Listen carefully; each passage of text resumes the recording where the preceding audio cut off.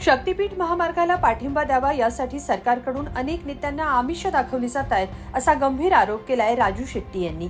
याचं कारण काँग्रेस नेते नितीन राऊत यांनी मुख्यमंत्री देवेंद्र फडणवीसांना लिहिलेलं पत्र।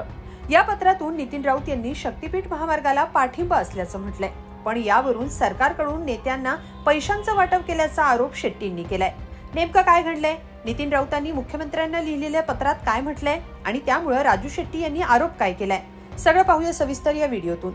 नागपूर ते गोवा या शक्तीपीठ महामार्गाची सरकारनं घोषणा केली, त्यानंतर शेतकरी वर्गातून याला मोठा विरोध झाला। काँग्रेसनं कोल्हापूरमध्ये या विरोधात आंदोलनही केलं। या आंदोलनात राजू शेट्टींनी काँग्रेसला साथ दिली, पण आता काँग्रेसच्या एका नेत्याविरोधात राजू शेट्टी यांनी गंभीर आरोप केलाय। माजी मंत्री आणि काँग्रेसचे ज्येष्ठ नेते नितीन राऊत यांच्यावर शेट्टी यांनी आर्थिक लाभ लाटल्याचे आरोप केले।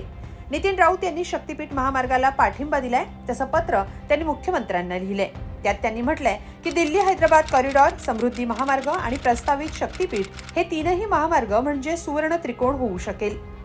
विदर्भाच्या विकासासाठी हे गरजेचं असल्याचं राऊतांनी या पत्रात म्हटलंय, पण या पत्रामुळे काँग्रेसमध्ये दोन वेगळे मतप्रवाह असल्याचं समोर आलंय। यावरून राजू शेट्टींनी पत्रकार परिषदेत सरकारवर थेट आरोप केले।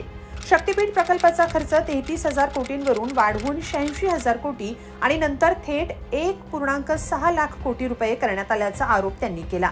हा खर्च फुगवून केवळ काही नेत्यांना आर्थिक लाभ मिळवून देण्याचा प्रयत्न होत असल्याचा आरोपही शेट्टींनी केला। काँग्रेस नेते नितीन राऊत यांनी याला पाठिंबा दिलाय, तो देखील याचाच एक भाग असावा असा संशय शेट्टींनी व्यक्त केला। यासाठी किती रक्कम मिळाली हे नितीन राऊत यांनी जाहीर करावं असं आव्हानच शेट्टींनी दिलं। अजितदादांच्या वक्तव्यावरून त्याला पुष्टीच मिळते, म्हणजे 1,06,000 कोटी झालं असं मी ऐकतोय। म्हणजे जो 32,000 33,000 कोटीत व्हायला पाहिजे तो 1,06,000 कोटीत होत असेल तर मग मलाही आता भ्रष्टाचाराचा आकडा वाढवावा लागेल, तो 70,000 कोटीवर न्यावा लागेल। म्हणजे आणि दादानेच महाराष्ट्रामध्ये शब्दप्रयोग अतिशय लोकप्रिय केलेला आहे, तो म्हणजे सुप्रमा, सुधारित प्रशासकीय मान्यता।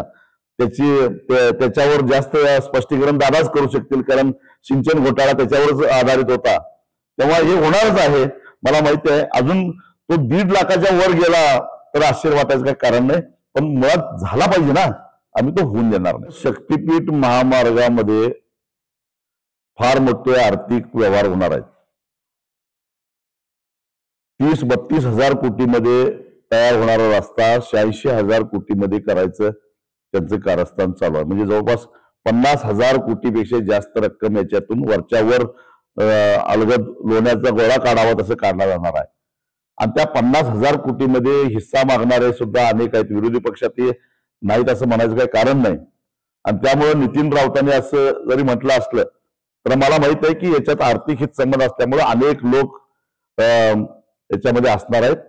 मग नितीन राऊत असोत किंवा आणखीन कुणी असोत, आम्हाला फरक पडत नाही।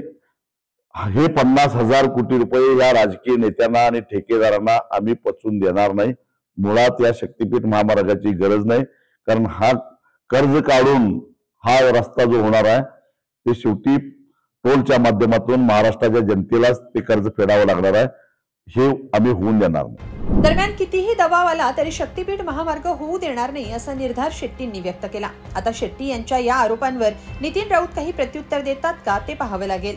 पण एकीकडे काँग्रेसचे सतेज पाटील शक्तीपीठ महामार्गाला विरोध करत आंदोलन करतायत, तर दुसरीकडे नितीन राऊत यांनी या प्रकल्पाला पाठिंबा दिलाय। त्यामुळे या निमित्तानं काँग्रेसच्या दोन वेगळ्या भूमिका समोर आल्यात। याबाबत तुम्हाला काय वाटतं कमेंटमध्ये नक्की लिहा आणि lokmat.com ला सबस्क्राईब करा। धन्यवाद।